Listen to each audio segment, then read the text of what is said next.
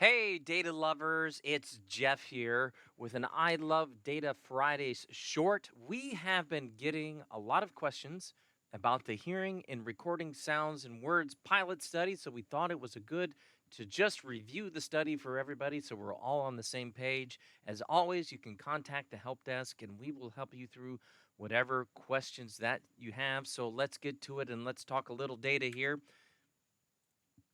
All right, so we're just going to do a very broad overview of the study here. That's what we'll start with.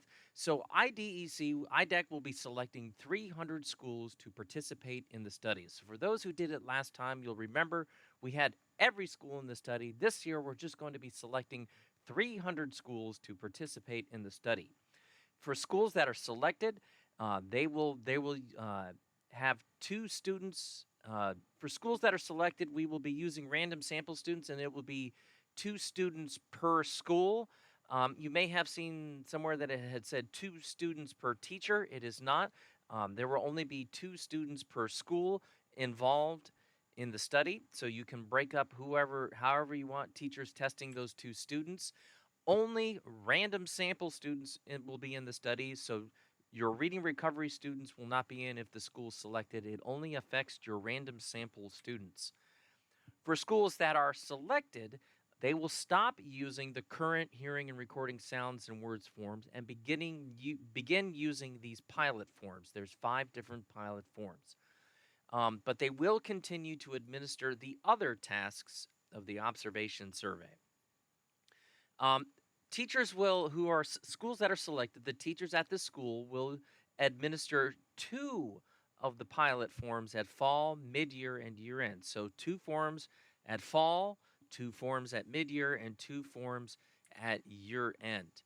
Schools that aren't selected for the study will continue to test their random sample students as per IDEC's usual random sample procedures. All right, so let's go over a quick timeline. September the 10th, we are asking that all the schools enter the first and last names of all of their random sample students. And this will allow us to do our random selection of the 300 schools that are participating in the study. So by September the 10th, have your teachers enter the first and last names of your random sample students onto the IDEC website.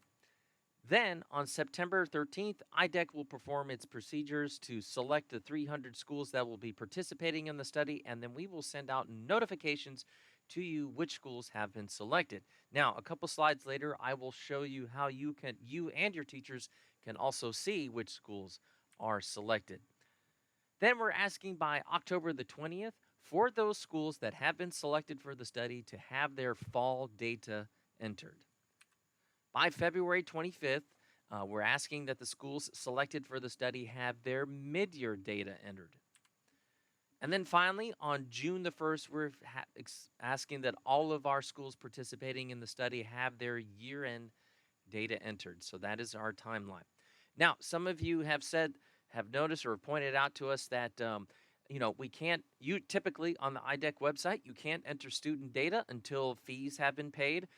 You'll know that we've removed the fee payment requirement for random sample students. So you will be able to enter those random sample students. Also, teachers will have to fill out their building data and their teacher data before they'll be able to enter those random sample students. So just remember all those little things. All right, now let me go over quickly about fall testing. There is some complication around the fall testing, and it all is because in the United States, not all of our schools start at the same time.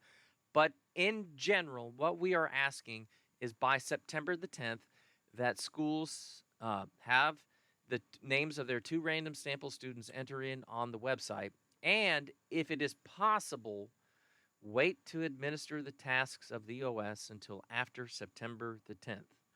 If this is not possible, and this is specifically for our early starting schools, I'm recording this episode of I Love Data Friday, this short on August the 4th on a Wednesday. We have schools who are starting next Monday already.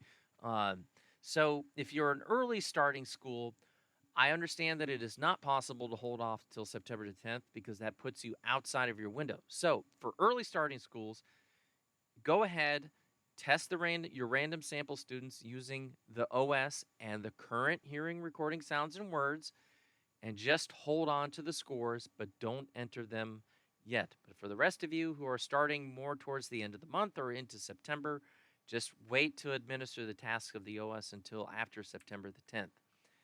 If your school is selected, just for these early starting schools, if your school is selected, just retest your students on the pilot hearing and recording sounds and words forms and enter all that OS data on the website and follow the study protocol from this point forward. For those schools that are starting late August, early September, you don't, if you're waiting till September the 10th to test your students, just if you get selected, test them with the new pilot forms for the hearing and recording sounds and words pilot project if your school is selected for the study. If your school isn't selected for the study, go ahead and enter your OS scores, including your scores from the old hearing and recording sounds and words, and follow the usual random sample protocols from this point forward. So how do we know, or how will you and teachers know which forms to use? And as we said earlier, teachers will be administering 2 forms at fall, mid-year, and year-end. So 2 forms in the fall, 2 forms at mid-year, and 2 forms at year-end. So teachers can see this, and both teachers and teacher leaders can see this. If you go to the student data page and click on the View Schools List link. So if we click on that button right there, this will bring up the list of schools in your site, and specifically the ones that are doing the random sample. So in the fall, you will see an additional fall column attached to this list of schools. So in this example, Freedom Elementary School has been selected to participate in this pilot study. In the fall, the teachers at that school will test their 2 random sample students. Remember, that's 2 students per school with forms D and forms E. And order matters here. Test them with form D first and then form E second. At the middle of the school year, we're going to enable our mid-year column on this page. Teachers and teacher leaders can come back, and now we can see at Freedom Elementary School that teachers will be using forms C and B. So they will test their 2 random sample students with form C and then test them with form B. And finally, at year-end, around before year-end, we will enable this year-end column, and teachers will be able to see which forms they will use for their students. At Freedom Elementary School, once again, we see Freedom Elementary School is using forms E and A, so they will test their students with form E first, and then use form A second to test their students. So there we go, a little review of what's going on with the Hearing and Recording Sounds and Words pilot study. If you have any questions, please contact the help desk, and we'd be happy to answer them. Otherwise, I'll say see you later. Thanks for watching this I Love Data Friday short. And hey, we will talk data to you later.